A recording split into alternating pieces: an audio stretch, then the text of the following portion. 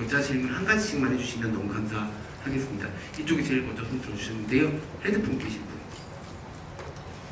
네, 먼저 우선 질문 뽑아주셔서 너무 감사하고 오늘 설명 너무 잘 어울리십니다. 그리고 저 질문은 그 윤성 감독님께 질문이 있는데요. 그 군체의 초반을 보면은 그 권세정이 그 경찰한테 그 서영철 3층에서 봤다라는 얘기를 하잖아요.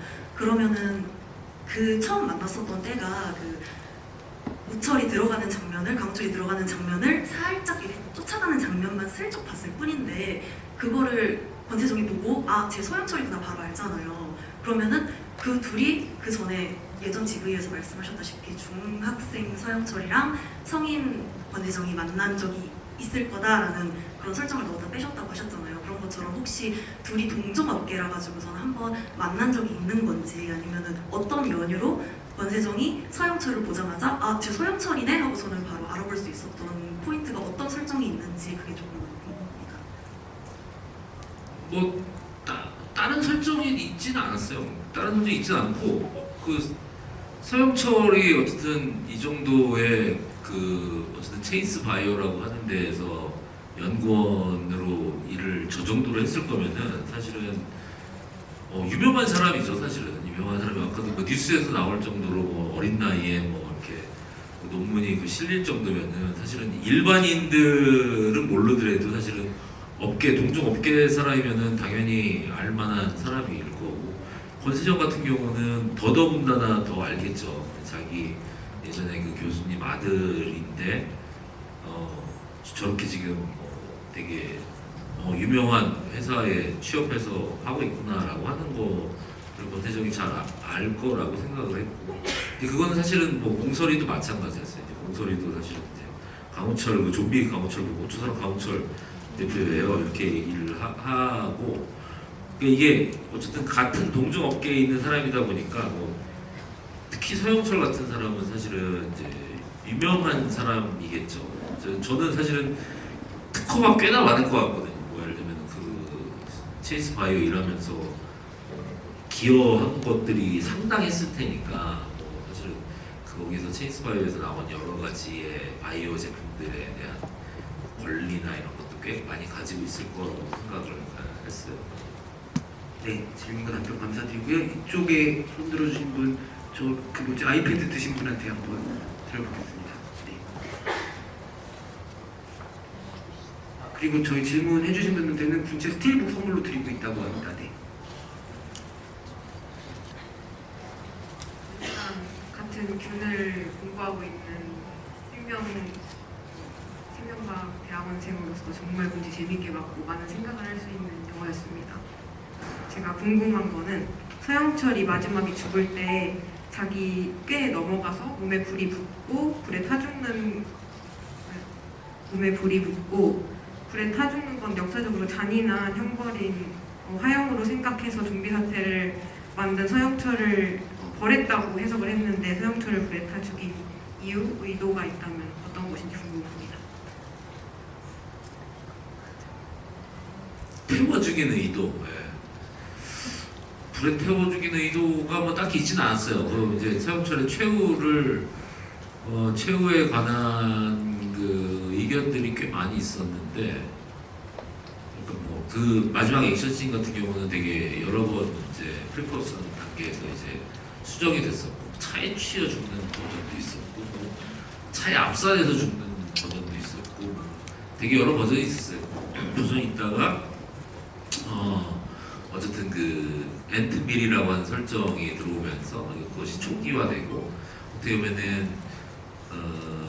서영철이 이제 그 좀비들을 이렇게 되게 조종을 하다가 이제 오히려 이제 그 자기의 욕심 같은 것 때문에 초기화되고 그들의 아주 다시 원시적인 특성 때문에 죽는 그런 시퀀스를 만들려고 하다 보니까 거기 이제 그런 씬들이 좀 나왔던 것 같고, 개인적으로는 그런 게 좀 마음에 들었어요.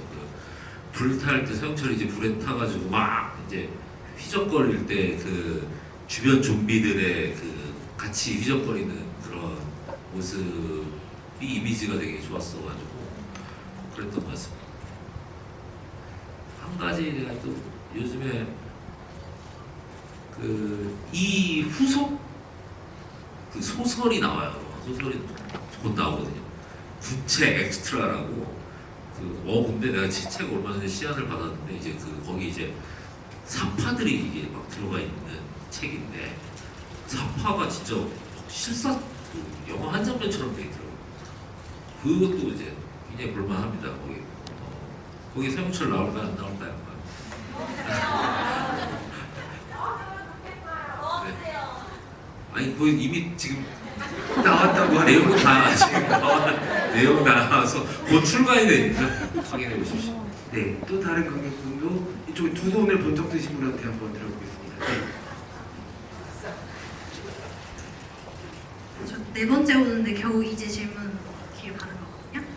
제가 궁금한 거는 감독님께 질문 드릴게요. 그 서영철이 좀비한테 디렉션을 할 수 있는 범위가 어디까지인지, 좀비가 학습해서 기억하는 행위 범주 내에서 영철이가 지시할 수 있는 건지, 아니면 영철이가 할 줄 아는 행위는 좀비에게 뭐든 시킬 수 있는지, 그 특공대 좀비들 총 쏘고 운전하는 거 보면서 궁금했거든요.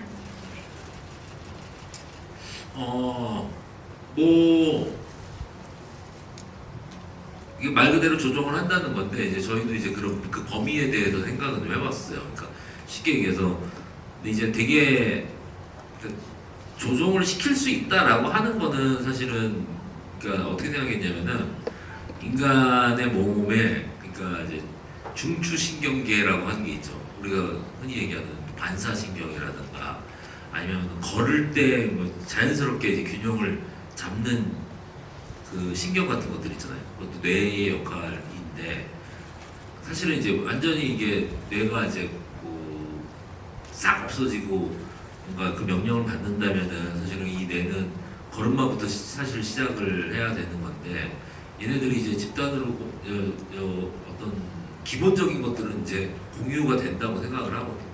근데 이제 어떤 특정한 행동을 이제 시킬 수 있죠. 시킬 수 있는데 예를 들면은 이제 그거 가지고 이제 항상 이제 좀비 분들은 이제 설왕설래가 됩니다.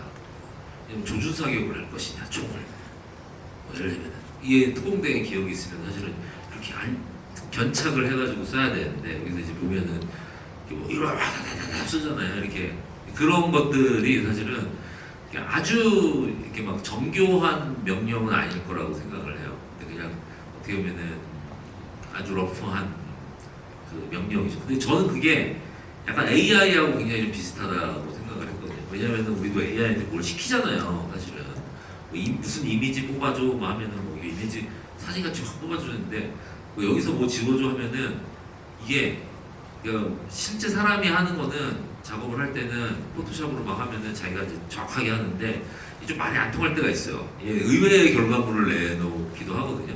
말이 안 통하니까 그런 거랑 좀 비슷하다고 보시면 될 것 같아요.